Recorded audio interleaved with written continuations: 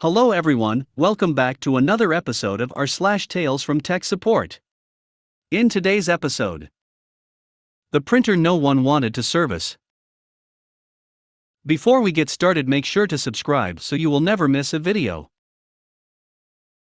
So let's get started. The printer no one wanted to service. I remembered another incident at work that was some time ago, about a printer, the question, who would replace it, and the ping-pong between the various departments because no one wanted to be responsible and no one was informed of changes. Alternative working title: Why information is key in quoting emails at people makes them nervous. $me of course. $user, the user that calls with an issue. $the printer, it deserves its own mention here. Not for the error it causes, or its fault, but for how much traffic it created. $department #1, a specialized IT group / departments in the company. Used to deal with defective printers. $department #2, a specialized IT group / departments in the company. Now deals with defective printers. Much to their surprise. $dispatcher, someone who should know which departments are responsible for the various tasks, but doesn't, and seems wholly overworked and underqualified with the job. As many big companies do, is there a huge storage of printers somewhere, and when one of them doesn't work as intended anymore, it just gets replaced, and the old one gets troubleshooted. If at all. Or just straight out trashed and sent back. Whatever is cheaper and easier. English is not my first language, yada yada, not on mobile. Also, why do all of my stories become so long? It's another lovely morning in the office. There have been nary a call, and I have been able to enjoy some sunshine while trying to drown myself in OJ.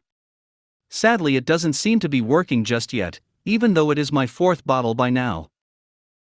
That is when the phone rings. Trouble always starts when the phone rings.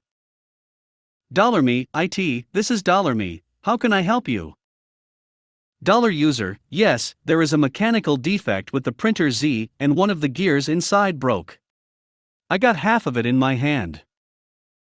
Serial number is 1234 ABCZPK, it's in the $location, and the hardware is assigned to $user too. That's the kind of user I love. He got all the necessary information that I need to create the ticket. Hell, he could have just sent it as an email. $me, awesome. I have written that all down and send it to the department to get it replaced. Should be only a day. $user, we can live without that printer for a week if necessary. $me, won't be that long, but it's good to know. And the ticket is off to $department #1 so they can replace the printer. That stuff has not always been handled by them. It used to be a different department, but when things changed, a company-wide email was sent to the IT department and we could change the workflow accordingly. Half an hour later, my team lead walks in while I am in the middle of trying to finish my 5th bottle. Team lead, hey $me. I just assigned you a ticket about a printer. Could you check on it? $me, sure. I open up the web browser, type in the ticket ID, and it's the ticket I created. No comments have been added, but at least the system tracks where the tickets has been making it rounds. From me to $department #1, from $department #1 to $dispatcher, from $dispatcher to $first level help desk, and from $first level help desk to $r at help desk K, and from there to me. What a trip! And no comment as to why it was sent back to the dispatcher or us. I double check my infos to see if they are still accurate. But yep, they are. At least I haven't received anything that says opposite. I ask my team lead as well as some other co-workers, just to be sure. But nope, they have the very same info that I have.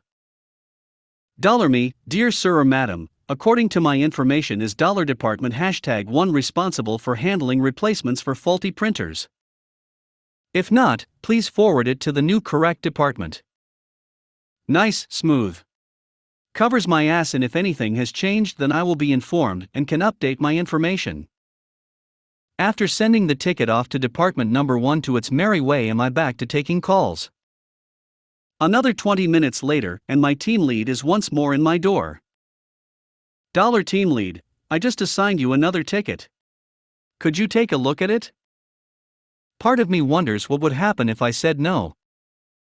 Me, sure. I check my assigned tickets and it's the same printer from before. But this time there is a comment from the dispatcher. Dispatcher, this is in scope of first level support. Please fix the issue. Has any troubleshooting been done? I stare at the sentence. How the hell am I supposed to fix a broken gear in a location around 6 hours away from me from my desktop?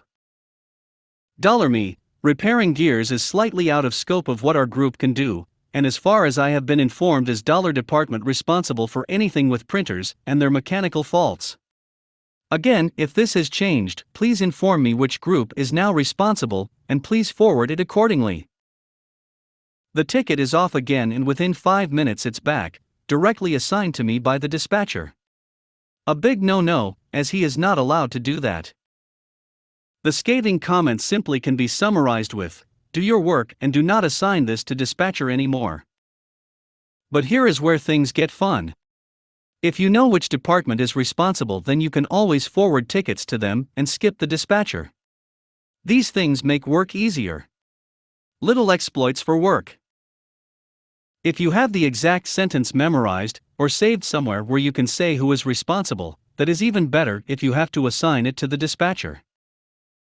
If you have the email with timestamp, username who wrote it, and date at the ready and quote that to them, then they begin to get nervous. That is when they start to sweat. That is when they start to worry because you know more than they do. Because you now have an official source. That is when they no longer are able to just ignore what you have written, especially if said source is someone higher up in the chain than them. Me, according to the mail I received on August 17, 2017 at 16:57, sent by IT head honcho and co-signed and checked by the CEO, will all technical support with faulty printers be handled by department. Is this information still correct? I copy and paste the mail for good measure into the comments section and off the ticket goes. E.T. Viola. I do not receive any new notifications anymore but I do keep up on what happens with the incident. Actual timestamps may vary of course. 1012 incident is assigned to department #1 by the dispatcher. No comment. 1014 incident is assigned to dispatcher by the department #1. No comment. 1017 incident is assigned to department #1 by the dispatcher. No comment. 1020 incident is assigned to dispatcher by the department #1. No comment. 1021 incident is assigned to unrelated department by the dispatcher. No comment. 1035 incident is assigned to dispatcher by the unrelated department. Comment, I am sorry, we are only responsible for the print servers, not for physical defects. 1036 incident is assigned to unrelated department 2 by the dispatcher. No comment. 1055 incident is assigned to dispatcher by the unrelated department 2. Comment, we are responsible for Windows deployment. Sorry. 1057 incident is assigned to me by the dispatcher. No comment. I get a notification that it has been assigned to and just quote my previous comment and send it back to the dispatcher. In walks my team lead. Team lead, you have a dash. Me, I have already taken care of it. 1102 incident is assigned to department #1 by the dispatcher. Comment, do your job. 1115 incident is assigned to dispatcher by the department #1. Comment, department #1 is no longer responsible for servicing faulty printers. This has been decided in an IT meeting around 2 months ago. We are sorry, but this is out of scope for us. 1120 incident is assigned to department #1 by the dispatcher. No comment. And it's break time for me, and I take my well-earned rest and go to the cafeteria to eat because you can't deal with this on an empty stomach. Returning refreshed from my break, am I intercepted by my team lead halfway down the hallway again. Team lead, I assigned you an incident. Could you take a look at it? Yep. It's the same old ticket from before. But before I take care of it, or even bother looking into it, I need another load of OJ before checking this mess out. Internally, I wonder what will expire first, the ticket or me from OJ overdose. As expected, has the incident bounced around more times than an unsupervised child that was given 2 venti iced cafe Americano, an amount of sugary confectionery equal to its body weight, and then was let loose into a bouncy castle and told to go nuts. And it's always the same. From $dispatcher to $department #1 and then back again before finally arriving at my steps once more.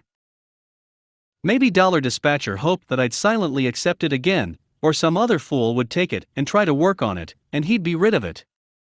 But no chance. I, however, am not any wiser than before and hand it off without a comment. If they can play the silent game, then so can I. And the ticket keeps bouncing around, until finally $department #1 forwards it to $department #2. Why? I don't know. Maybe they were tired of getting it assigned, maybe they found some documentation that $department #2 is responsible for it. But again, they just assign it without a comment again. By now it's more than curiosity, it's sick fascination. Like a car crash where you just can't look away. And I keep hitting that F5 button to stay update. The incident has reached more than 60 reassignments within the short time span of 2 hours that it has existed. The few comments are buried deeper than the dig it button, but all seems to be solved now. 1232 incident is assigned to $dispatcher by the $department #2. No comment. 1233 incident is assigned to $department #1 by the $dispatcher. No comment. 1236 incident is assigned to $department #2 by the $department #1. No comment. 1238 incident is assigned to $dispatcher by the $department #2. No comment. 1240 incident is assigned to $department #1 by the $dispatcher. No comment. 1242 incident is assigned to $department #2 by the $department #2. No comment. What a wild ride. I want to get off. My co-worker is already wondering why I am hammering so often the F5 button, and when I tell him the incident number so he can take a look at it himself, he just blanches and pales after taking a quick look. Because by now we have reached more than 90 reassignments. All without comments. Finally, $department #2 begins to speak up in the comments, probably all too tired and just wanting to be rid of the incident. $department #2, this is not our responsibility. Faulty printers are in scope of $department #1. $department #1, according to the IT meeting on are we no longer responsible. $department #2, it is also not our responsibility. $department #1, according to the IT meeting on are we no longer responsible. $department #2, we are not responsible for servicing faulty printers. Ever so often in that dialogue between the two departments involves the dispatcher once again, but he just silently assigns it to either group. It is now 13:50. They are still going at it. If I had popcorn I'd be munching it because this is far more interesting than Murder, She Wrote. And then the plot twist happens, either department number 2 finally relents, or they have found the documentation, or someone higher up finally told them that they are responsibly, but finally they admit that in a different IT meeting they were designated to service faulty printers and that just hadn't been informed. Finally, I update my information, close the web page of my browser, where I had the incident open, and fire up a mail to my colleagues to inform them that the responsibility for printers has changed from department number 1 to department number 2 according to the incident 1 2 3 4 5 6 7. If they care, they are free to check it out themselves. Another day well spent. And hopefully that printer will be replaced tomorrow.